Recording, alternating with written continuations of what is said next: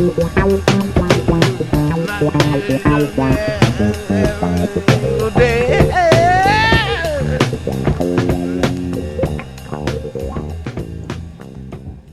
everybody, welcome back. Psych here. Hitting you back up this midweek with 5 LPs I picked up online last week, and 2 of them actually came today in the mail.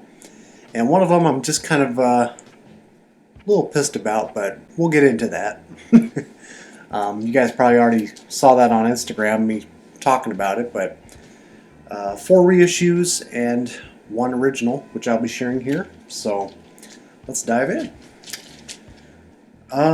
So I picked up on the sophomore LP by People.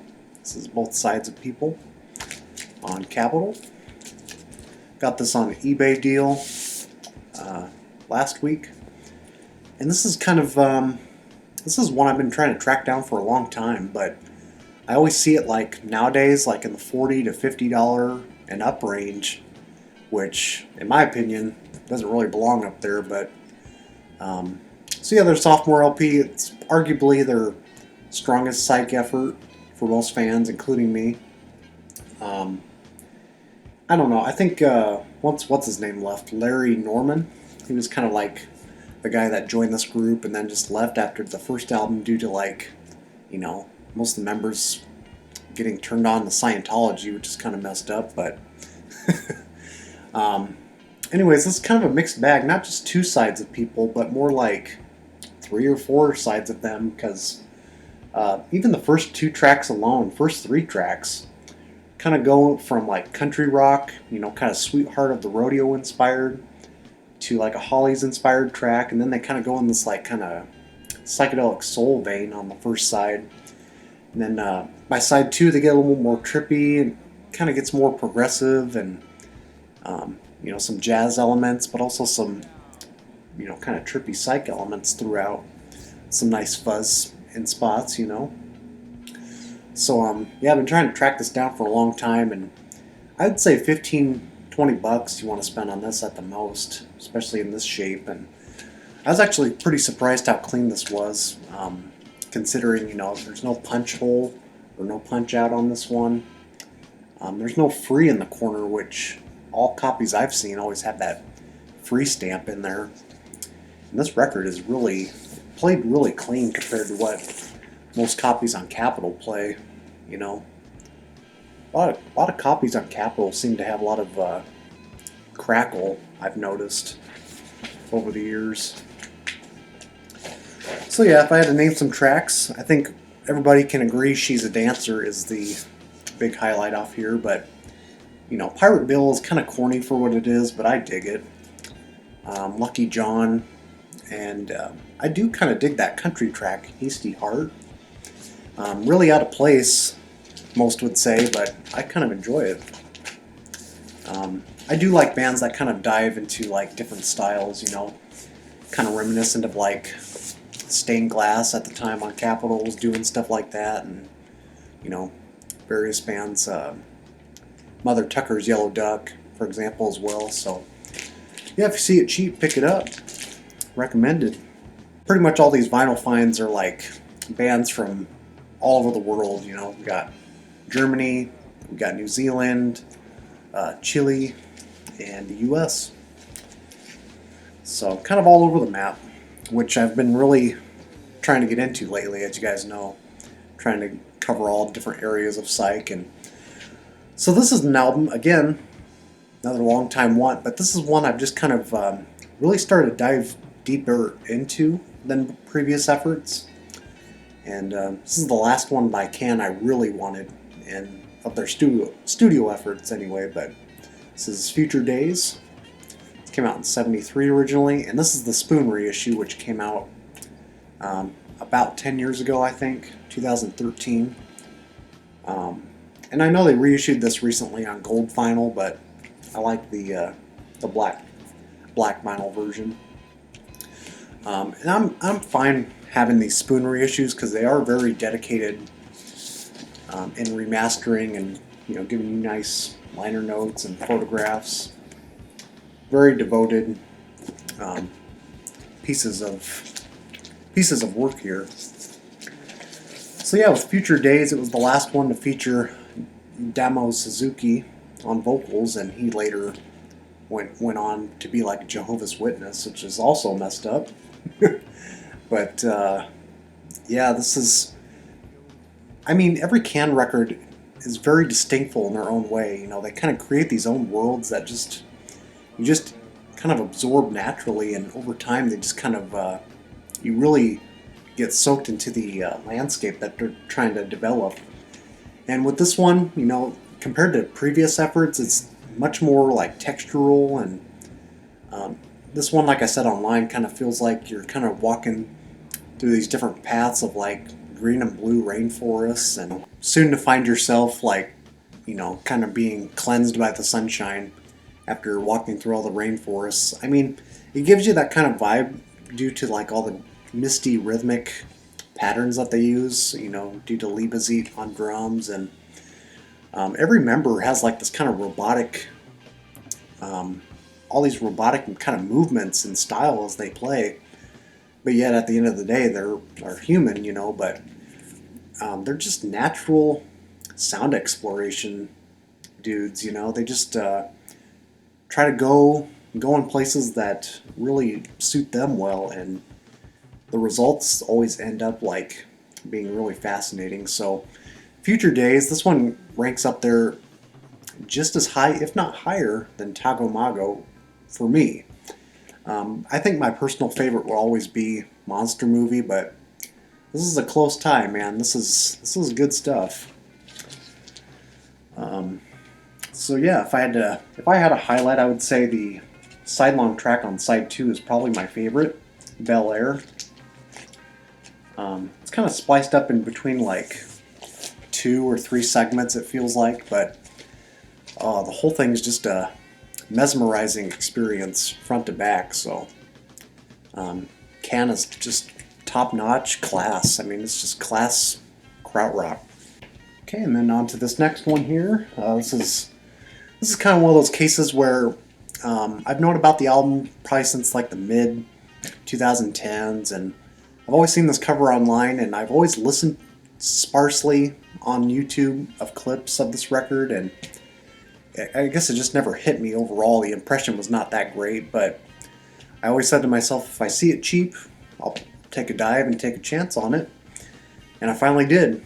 And this is the second time I've actually come across a copy for cheap, and I lost the first time, but second chance came around for this one. So this is Serenity, Peace of Mind. This came out in 1972, and finally gave this album a full listen once I bought it. You know, I was kind of streaming it in my car for a while, and I was kind of like, did I make a good purchase here or not?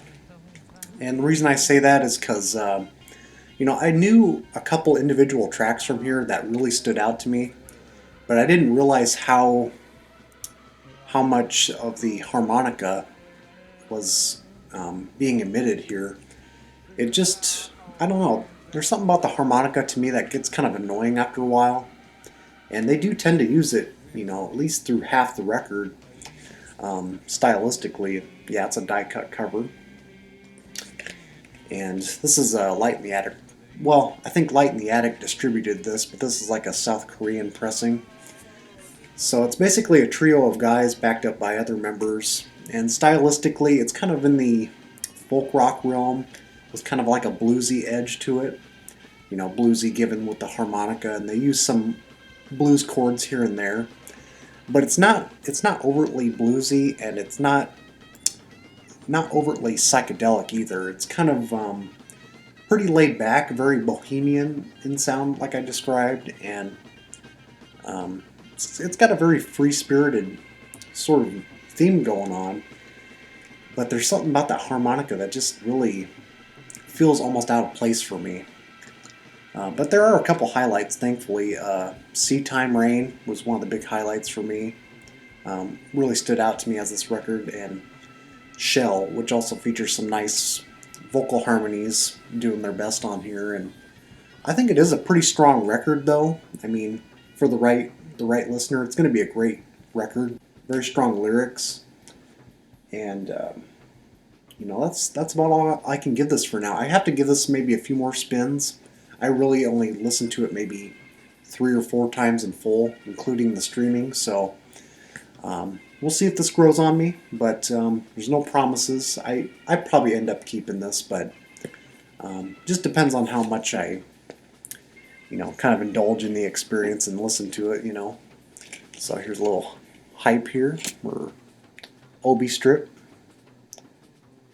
These guys are based out of New Zealand. Kind of a unusual, you wouldn't think of a band of this caliber would be from there, but good sounds nonetheless.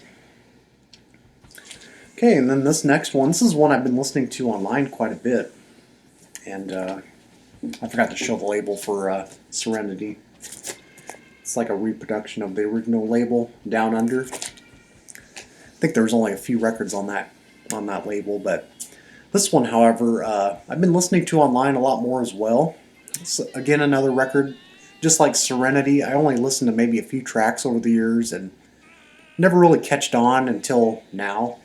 And like I said, I've been trying to, acquire some records that outside the U.S. and just stuff I just really been wanting to pop on for cheap. And thankfully, this one was cheap when I searched it up. I just got lucky. This is Kissing Spell with their album Los Pajeros, and which is the birds, translated in Spanish. This is the 95 reissue, and stylistically, this is kind of all over the map as well. It's mostly kind of in a psychedelic folk rock realm. It does have rock elements, some kind of complex writing. Not to say that it's progressive, but it's just kind of not nearly as memorable of tracks at first. They don't stick with you. But the more I've been listening to this, the more I've been enjoying it. It's got this kind of a dreary, hazy sound to it. And I think a lot of that has to do with like the production, but also kind of the use of organ keys and some of the fuzz leads on here. The fuzz is kind of spotty. It's not very consistent, but whenever they do rock out, it's kind of like, man, I wish they could keep going, So as far as the material goes, maybe to the average listener, not super strong, but I really have been enjoying this one. I just love the vibe they give out. And when you first listen to this, if you didn't know the title of the record, you probably would never guess where they're from, because even though they do sing in half English, half Spanish, stylistically, it's just, it kind of sounds more American than anything. So yeah, no covers that I can recognize. I think they're all original tracks. And the only downside with this release, though, I think it goes for a lot of releases, different pressings of this record. It's one of those rare instances where I think this probably sounds better in mono always, because the mixing job on this is not very good in stereo. Both channels are very wide. There's a lot of wide separation. So you have like all these birds on the left channel for like a minute, and finally they have like some vocals on the right channel, and it doesn't blend very well. And I think, once I put this in surround sound on my stereo, or if you have like a mono converter, this one is just gonna come off a lot better. The impression will, especially when you have headphones like I did at one time, listening to this on one of my walks, and I was like, it's kind of irritating, just listening to one thing on this side for like 2 minutes straight, So that's kind of the only downside. Not the best mixing job, so I would say go mono on that route. And they were based in Chile, so in Chile. Okay, and then for this last one here, like I said in the beginning, was kind of underwhelmed when I found the package in the mail. I'll actually go grab the package. It's right over here. So, the reason I was a little irritated or agitated was when I saw this as it arrived in the mail. Got a little hole there somewhere. Yeah, like a little opening right there. And I saw the record in there bent, and I was like, oh great. Hope I don't have to get a refund out of this. Thankfully, I don't have to, because I didn't ruin the record, but I do have a bent spine and a very ugly crease Very ugly crease mark on this new release. So this is a 2021 reissue of a really eclectic album.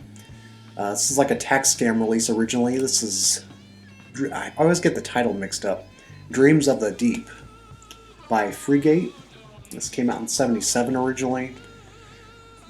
Pretty much nothing known about this band. You know, if you guys know about tax scam records, they're always like very limited releases so labels could get out of tax exemption, and they kind of released a lot of stuff anonymously that was just kind of set aside or recreated. Like, I think this record kind of comes off like whoever was behind this label kind of just hired these guys and just like did a one-night session, because that's basically what this comes across as, So if I had to like describe this like I did online, I mean, I think I summed it up perfectly. It just sounds like a very super loose, very coked out of their minds sessions of like funkadelic wannabes. That's kind of how I would describe it. I mean, it's very funkadelic inspired in the way that they're playing, and the use of like these phaser and delay effects on the guitar gives it this very spatial, this very cosmic kind of sound. And throughout the whole album, there's really no song structure. They just kind of go off a simple tempo or a simple bass lick, and they just kind of go off in any direction. And the lyrics, the singing is just kind of like on the spot. It feels like very, very natural sounding, like they just barely rehearsed these tracks and just kind of did whatever with no commercial liability at all. And I think this label originally, CC Records or something, they only released like 12 to 17 releases originally, and they're like super obscure to come across. I mean, anytime a copy of any of these records comes up for sale, they'll go for like at least in the 1,000 range. So this one's probably the most recommended off the label from what I've heard, and it's nice to get this re-released anyway. So got this off their Bandcamp. They have a Bandcamp where they're selling these, as well as I think there's maybe 1 or 2 copies on Discogs now. But yeah, the unfortunate thing too is that the album is like maybe about 30 minutes long. It's kind of short, but if you're into that kind of freaky side, that really outsider funk and acid fused rock kind of thing, this is going to take you someplace. And then you have a track called Lose Your Marbles. You basically do listening to this. It's just, I would just love to know the story behind these sessions. I really would love to. Sound quality is superb, thankfully, so got a nice repressing here. And that about wraps it up. So let's see, I think that's all I got. I don't think I've ordered any others in recent days. Making a few more sales, just haven't spotted anything online to blow my funds on. Hope you guys enjoyed. Let me know what you guys think of these finds, especially that last one. If you guys have listened to it, tell me what you think. And we'll see you guys down the road. Probably see you guys next week or sometime. You know the drill. Take care, guys.